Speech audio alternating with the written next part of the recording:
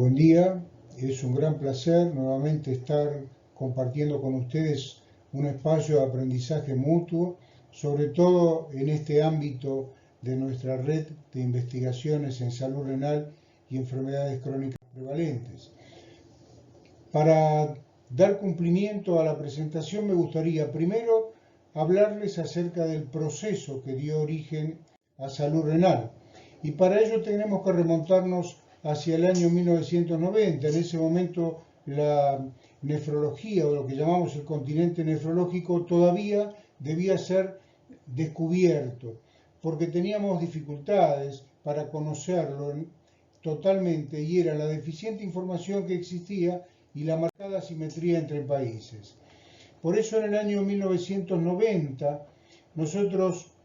hicimos una reunión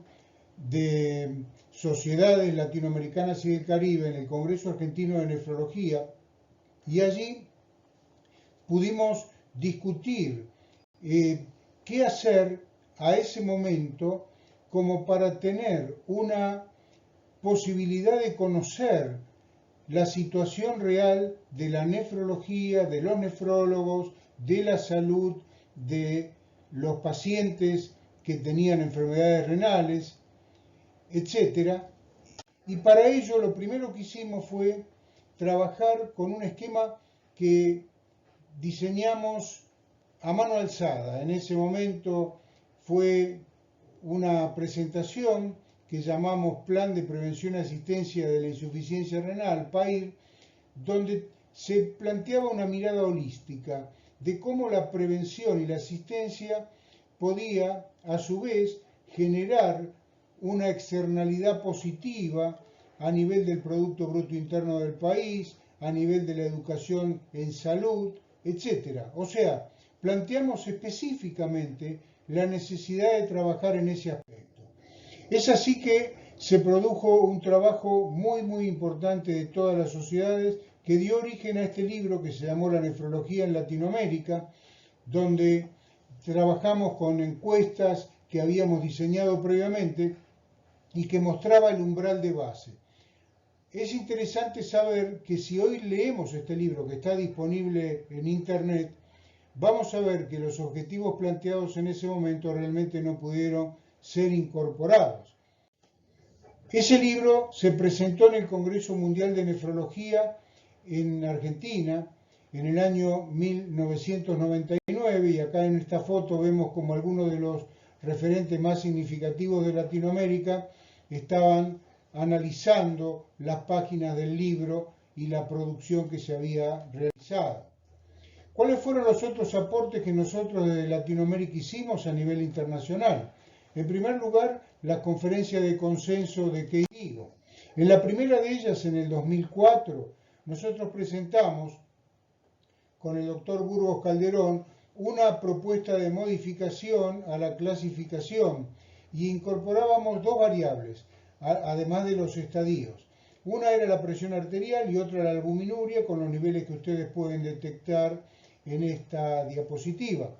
Es válido reconocer que en ese momento no tuvimos la suficiente fortaleza como para lograr la incorporación de la albuminuria dentro de la clasificación, cosa que sí sucedió en el año 2012 en la guía de KDIGO, que incorpora a la albuminuria dentro de la clasificación, además de los estadios, con la apertura del estadio 3,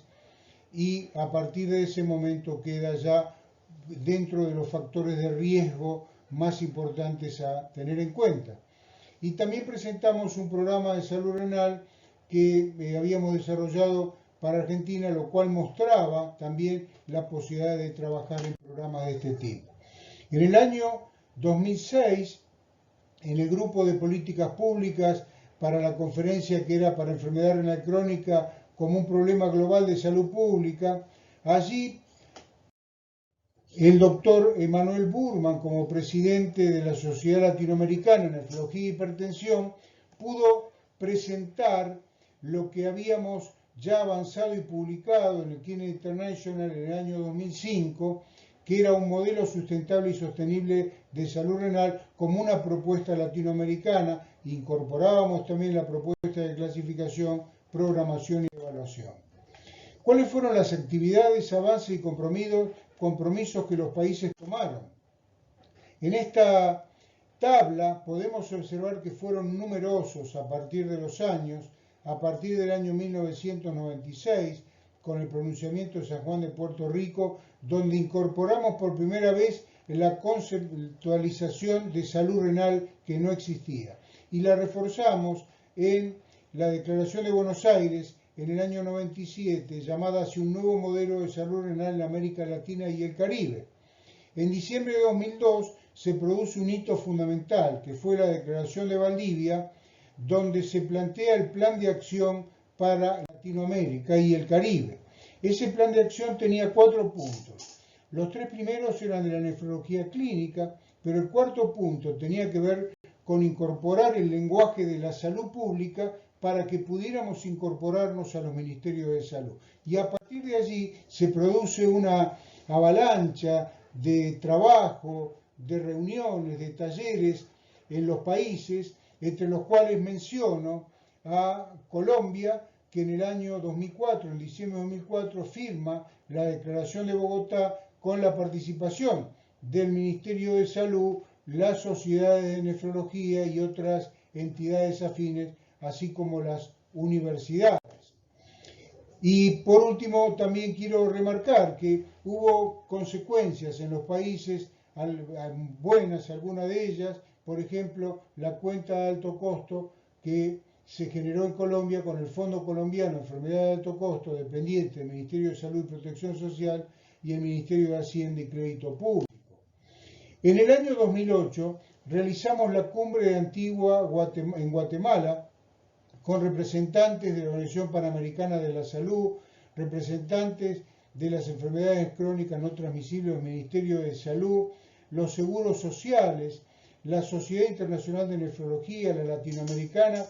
y presidentes de sociedades de nefrología. Fue un taller muy importante porque dio origen al primer acuerdo de cooperación firmado entre la Organización Panamericana de la Salud y la Sociedad Latinoamericana, que planteaba justamente la necesidad de un trabajo conjunto, cosa que se vio fortalecido a posteriori con la generación de una fuerte alianza estratégica entre estas organizaciones. Todo lo trabajado también tuvo una repercusión a nivel internacional en una editorial en Nature Clinical Practice Nephrology que mostró en el año 2008 lo que habíamos logrado en 12 países de la región, ya sea en sensibilización o en la instalación de estrategias, entre los cuales 8 países habían comenzado con alguna estrategia y Colombia estaba dentro de ellos. Por otra parte, también en el 2010, como una consecuencia de toda esta acción que estábamos llevando adelante, fuimos invitados a participar en una consulta regional que realizó la Organización Panamericana de la Salud sobre prioridades de la salud cardiovascular en las Américas, con mensajes claves para los decisores. Tuve la posibilidad de representar a la SLAN en esa consulta y pudimos incorporar el punto 56 que hablaba del fortalecimiento de la detección temprana y el tratamiento de la enfermedad renal crónica en personas con hipertensión y diabetes. Ahora, también debemos decir que a pesar de los compromisos globales asumidos para el control de la salud renal, lo realizado hasta ahora no alcanzó. Y esto lo podemos observar muy claramente en esta gráfica que nos muestra en color rojo las variables que no fueron tenidas en cuenta o no son tenidas en cuenta en los países. Por ejemplo, el reconocimiento gubernamental, el financiamiento adecuado, las guías de manejo, los programas de detección, los registros de diálisis y los centros académicos disponibles para fortalecer el conocimiento de la enfermedad renal y la formación de personal idóneo para su tratamiento. Por otra parte, también como una representación muy clara de esta situación, tenemos el crecimiento de la prevalencia en Latinoamérica de un 29.3%, llegando a una media de 866 pacientes por millón, pero con una profunda inequidad que puede ser observada en esta gráfica, donde vemos que esta media en realidad tiene un sesgo porque toma poblaciones o países con poblaciones que están en tratamiento, por ejemplo Puerto Rico, una región de México, Jalisco y Aguascalientes, Chile, Uruguay, etcétera, que tienen una prevalencia superior a 1000 o 2000 en algunos casos, pacientes por millón, y otros países que tienen una prevalencia bajísima como Nicaragua, Venezuela, Paraguay, Honduras, etcétera, lo cual habla de esa profunda inequidad de la que estamos hablando. Por otra parte, de la ausencia de capacidad instalada que permita asistir a aquellos que lo necesitan. Cuando nosotros miramos estos datos a nivel internacional, podemos observar que en el año 2010, 2.006 millones de personas recibieron diálisis o trasplante, pero 7.1 millones murieron prematuramente sin haber accedido a ello. Y la proyección a 2030 es de 5.4 millones de personas en tratamiento. Y el mayor crecimiento es esperado en nuestra región, lo cual nos llama nuevamente a la acción. Porque además, en aquellos pacientes que han alcanzado el tratamiento y han llegado al tratamiento y han sobrevivido, no han sobrevivido con calidad de vida. Cuando ajustamos esta sobrevida por los años de vida ajustados por discapacidad, a cifras del 2017, hay 35.800.000 años perdidos ajustados por este indicador. ¿Qué quiere decir esto? Quiere decir que hay factores que escapan al control individual. Y estos factores son los que tienen que ver con los derechos humanos, fundamentalmente, que son derechos básicos: educación, agua potable, vivienda digna, trabajo seguro, seguridad y otros determinantes, de los llamados determinantes distales de la salud, pero que inciden en la salud de las personas. Fue muy bien plasmado esto por un libro publicado por Seddon en 2007 sobre el Sistema Nacional de Salud en Inglaterra, donde el título se pregunta, bastante parecido al cielo, y dice: se ha demostrado repetida y concluyentemente que los pobres y las minorías étnicas están en desventaja significativa en su acceso y uso del Sistema Nacional de Salud. Esto lo podemos también ver en un trabajo que fue fundacional, que lo escribió Hart y lo publicó en Lancet en 1971, donde él planteaba la ley de cuidado inverso. Y justamente lo que planteaba era que cuanto más vulnerable era la población, menos capacidad instalada para el cuidado de su salud tenía. Pero a la inversa, las necesidades que esta población tiene son enormes, son mucho mayores que aquellas poblaciones que son favorecidas, que no están en vulnerabilidad. Por lo tanto, la disponibilidad de una buena atención médica tiende a variar inversamente a la necesidad de la misma de la población atendida. Hubo un estudio este año que fue publicado en febrero del 2021, que fue una reexaminación de la ley de cuidado inverso como una perspectiva global, y pudieron reconocer que algunos países efectivamente habían tomado en consideración esta posibilidad de generar mayor capacidad instalada en las poblaciones que tenían mayores necesidades, pero esa mayor capacidad instalada nunca cubría la mayor necesidad, que tiene que ver también con estas carencias que nosotros habíamos enunciado, como por ejemplo la falta de educación, la desocupación, etcétera, que hace que una persona puede tener accesibilidad geográfica para ir al centro de salud, pero desde el punto de vista cultural y educativo no sabe que ante un síntoma debe recurrir o no tiene dinero suficiente como para poder hacerlo.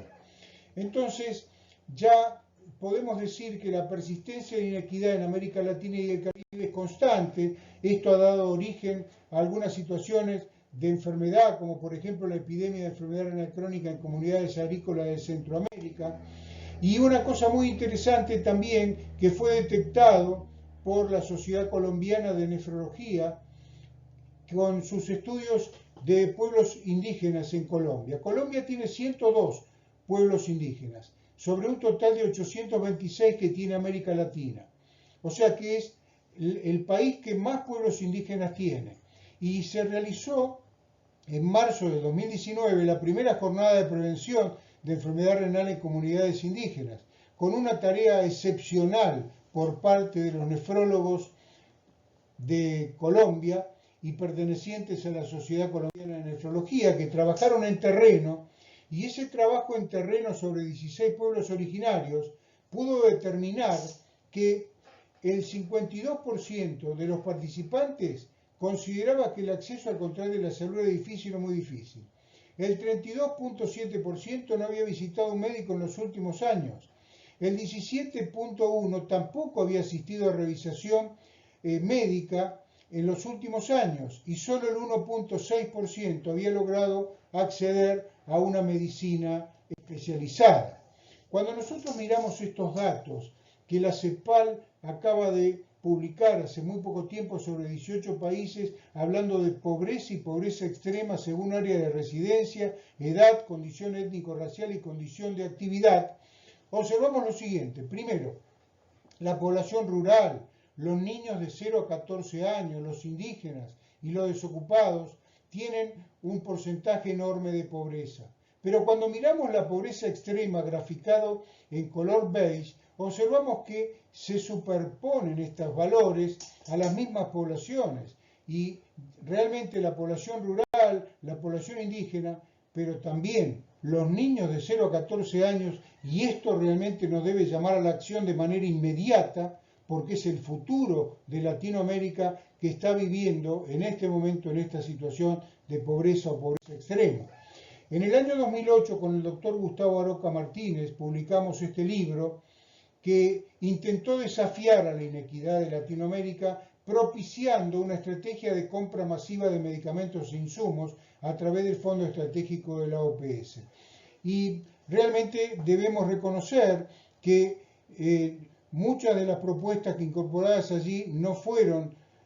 tenidas en cuenta, no fueron incorporadas, pero por ejemplo sí lo fueron los insumos correspondientes a la diálisis peritoneal, lo cual está favoreciendo la acción en muchos países que están efectuando la práctica. Entonces la pregunta es, cuando nosotros vemos la cobertura asistencial en Latinoamérica declarada por los países y que declaran 100%, la pregunta es real este porcentaje de cobertura declarada o en realidad es solamente declamativa? Pero en la práctica esto no se da por todo lo que hemos hablado. ¿Cuáles son las formas habituales de trabajo y de manejo médico de los pacientes con enfermedad renal crónica? Y lo podemos observar en esta gráfica que todos ustedes conocen muy bien, que podemos traducir el modelo biomédico imperante, pero que trabaja sobre la demanda espontánea, sobre las personas que accedieron al cuidado de la salud.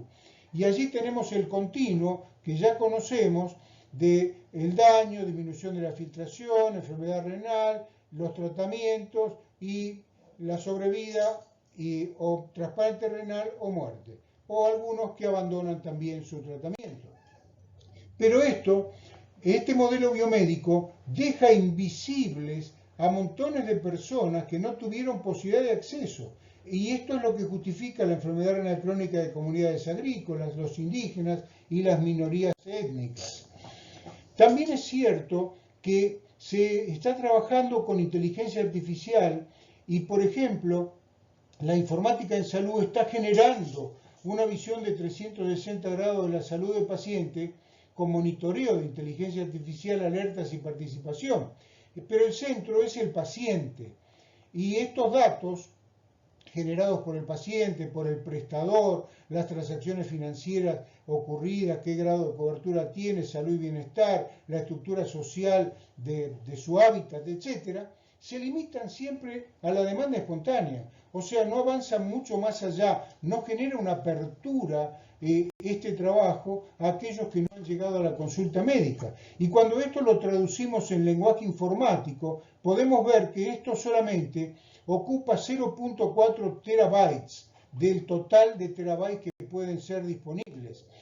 Y entonces, si nosotros resumimos, observamos que el modelo actual es el que deja fuera y no toma en cuenta los factores de riesgo de la población que impactan en la salud individual, los llamados determinantes macrosociales, los contextos sociopolíticos y económicos, el estatus social, educativo, de ocupación, ingreso, etcétera, y el medio ambiente, que tienen que ver con la salud de las poblaciones. Por lo tanto, debemos ampliar nuestra observación para hacer efectiva nuestra propuesta de mejora. Y ahí está la propuesta de salud renal poblacional como un nuevo paradigma para el manejo de la enfermedad renal crónica, trabajo que acabamos de publicar recientemente con el doctor Burgos Calderón y Gustavo Aroca Martínez. Ese trabajo y esa propuesta incluye la infodemiología para evitar la infodemia y también jerarquiza el trabajo de los trabajadores de salud, la enfermería comunitaria, los promotores de salud, la georreferenciación y la Big Data, generando este continuo, donde ya no está el modelo biomédico solamente, sino que tomamos todos los factores proximales y distales. Y volvemos al trabajo que publicamos en el año 2005, donde volvemos a jerarquizar todo el aspecto de promoción y propiciamos también la alianza con las organizaciones civiles de la sociedad que están trabajando en campo permanentemente y que pueden apoyar en la cobertura y el control de los pacientes o las personas para que puedan evitar tener un acceso inadecuado a la salud. Cuando nosotros miramos también cómo puede intervenir la inteligencia artificial, observamos que si nosotros trabajamos con los determinantes sociales de la salud y lo que es el medio ambiente saludable, vemos que las dos suman el 60% y esto constituye 1100 terabytes, o sea, contra 0.4 que tiene el cuidado clínico nada más. Por lo tanto, ahí tenemos un montón de material y de elementos que nos permiten trabajar sobre las poblaciones más vulnerables para hacer programas a medida, para poder hacer que las personas accedan a ese cuidado que necesitan. Y esto lo ha visto también la Organización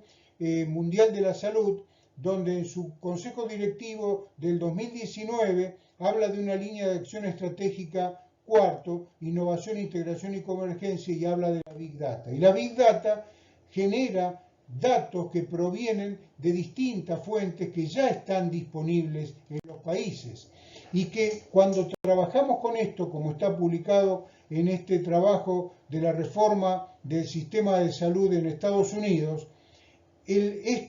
abordar los determinantes sociales de la salud mejoran los resultados de salud y reducen los costos de atención médica.